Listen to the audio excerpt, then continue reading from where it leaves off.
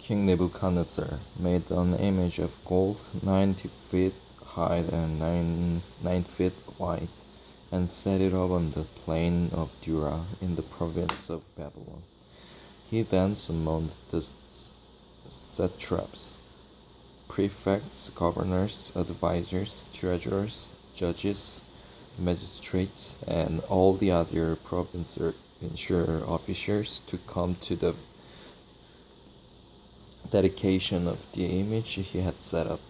So those satraps, prefects, governors, advisors, treasurers, judges, magistrates, and all the other provincial officers assembled for the dedication of the image that King Nebuchadnezzar had set up, and they stood before it. Then the herald loud, herald loudly proclaimed, "This is what you are commanded to do, O peoples, nations, and men of every language. As soon as you hear the sound of the horn, flute, zither, lyre, harp, pipes, and all kinds of music, you must fall down and worship the image of gold that King Nebuchadnezzar had set up. Whoever does not fall down and worship will immediately be thrown into a blazing furnace." Therefore, as soon as they heard the sound of a horn, flute, zither, lyre, harp, and all kinds of music, all the peoples, nations, and men of every language fell down and worshipped the image of gold that King Nebuchadnezzar had set up. At this time, some astrologers came forward and denounced the Jews. They said to King Nebuchadnezzar, "O king, live forever. You have issued a decree, O king, that everyone who hears the sound of the horn, flute, zither, lyre, harp, pipes, and all kinds of music must fall down and worship the image of gold, and that whoever does not fall down and worship will be thrown into a blazing furnace. But there are some Jews whom you have set over the affairs of the province of Babylon, Shadrach, Meshach, and Abednego, who pay no attention to you, O king. They neither serve your gods nor worship the image of gold you have set up."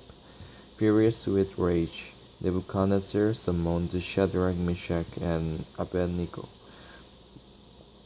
So these men were brought before the king, and Nebuchadnezzar said to them, "Is it true, Shadrach, Meshach, and Abednego, that you do not serve my gods or worship the image of gold I have set up? Now when you hear the sound of the horn, flute, zither, lyre, harp, pipes, and all kinds of music, if you are ready to fall down and worship the image I made, very good. But if you do not worship it, you will be thrown immediately into a blazing furnace. Then what God will be able to rescue from my hand?" Shadrach, Meshach, and Abednego replied to the king, "O Nebuchadnezzar, we do not need to defend ourselves before you in this matter. If we are thrown into a blazing furnace, the God we serve is able to save us from it, and he will rescue us from your hand, O king. But even if he does not, we want you to know, O king, that we will not serve your gods or worship the image of gold you have set up." Then Nebuchadnezzar was furious with Shadrach, Meshach, and Abednego, and his attitude toward them changed. He ordered the furnace heated 7 times hotter than usual and commanded some of the strongest soldiers in his army to tie up Shadrach, Meshach, and Abednego and throw them into the blazing furnace. So these men, wearing their robes, trousers, turbans, and other clothes, were bound and thrown into the blazing furnace. The king's command was so urgent and the furnace so hot that the flames of the fire killed the soldiers who took up Shadrach, Meshach, and Abednego, and these three men, firmly tied, fell into the blazing furnace. Then King Nebuchadnezzar leaped to his feet in amazement and asked his advisers, "Weren't there three men that we tied up and threw into the fire?" They replied, "Certainly, O king." He said, "Look, I see four men walking around in the fire, unbound and unharmed, and the fourth looks like a son of the gods." Nebuchadnezzar then approached the opening of the blazing furnace and shouted, "Shadrach, Meshach, and Abednego, servants of the Most High God, come out, come here." So Shadrach, Meshach, and Abednego came out of the fire, and the satraps, prefects, governors, and royal advisers crowded around them. They saw that the fire had not harmed their bodies, nor was a hair of their heads singed.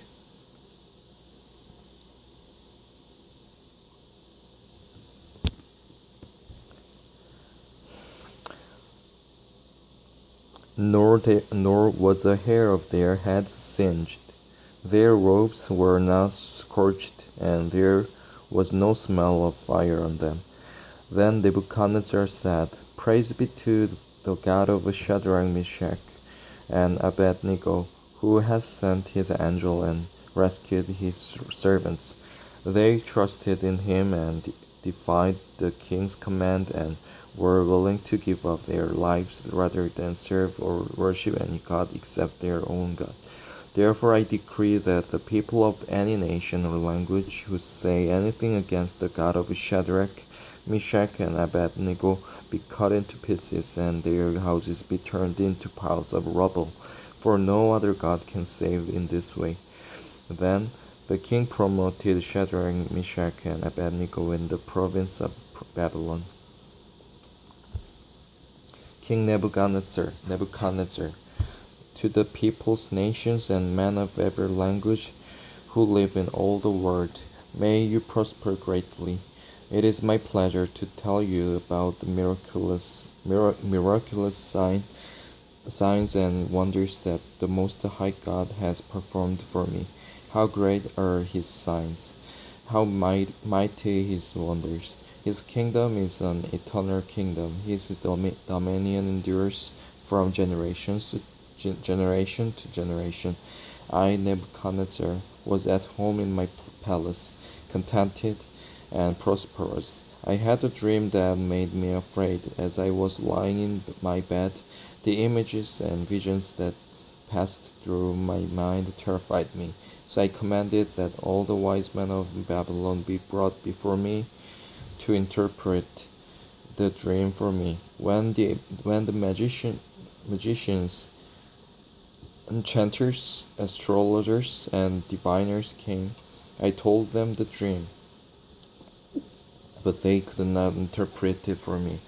Finally, Daniel came into my presence, and I told him the dream. He is called Belteshazzar, after the name of my God, and the spirit of the holy gods is in him.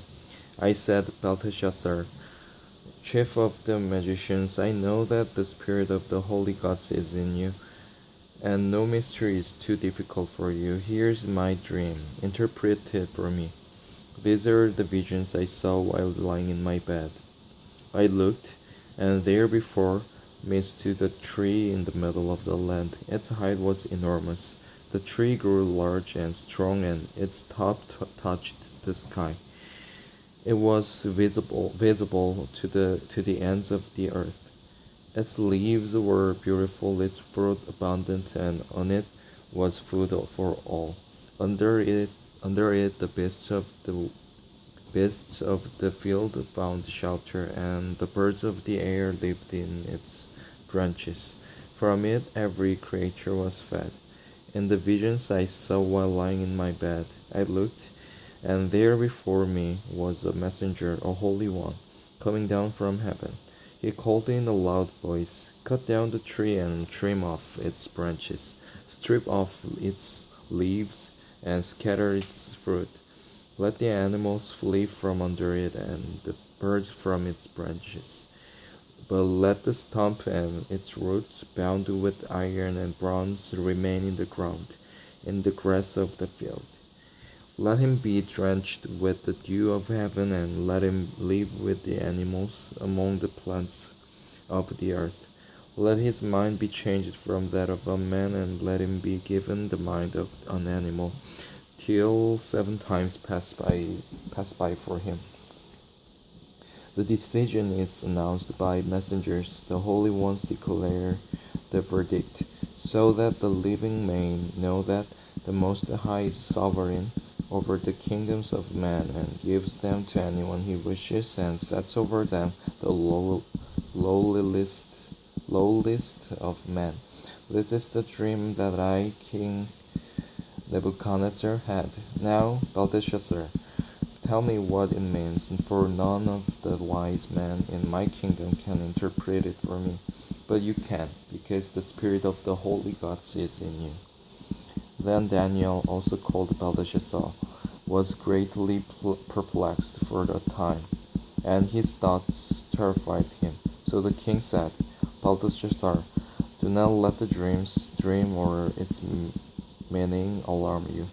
Belteshazzar answered, "My lord, if only the dream applied to your enemies and its meaning to your adversaries. The tree you saw, which grew large and strong, with its top touching the sky, visible to the whole earth, with beautiful leaves and abundant fruit, providing food for all, giving shelter to the beasts of the field, and having nesting places in its branches for the birds of the air. You, O king, are that tree. You have become great and strong. Your greatness has grown until it reaches the sky, and your dominion extends to distant parts of the earth. You, O king, saw a messenger, a holy one, coming down from heaven and saying, "Cut down the tree and destroy it, but leave the stump bound with the iron and bronze in the grass of the field, while its roots remain in the ground. Let him be drenched with the dew of heaven. Let him live like the wild animals until 7 times pass by for him." This is the interpretation, O king, and this is the decree the Most High has issued against my lord the king. You will be driven away from people and will live with the wild animals. You will eat grass like cattle and be drenched with the dew of heaven. 7 times will pass by for you until you acknowledge that the Most High is sovereign over the kingdoms of man and gives them to anyone he wishes. The command to leave the stump of the tree with its roots means that your kingdom will be restored to you when you acknowledge that heaven rules. Therefore, O king, be pleased to accept my advice. Renounce your sins by doing what is right, and your wickedness by being kind to the oppressed.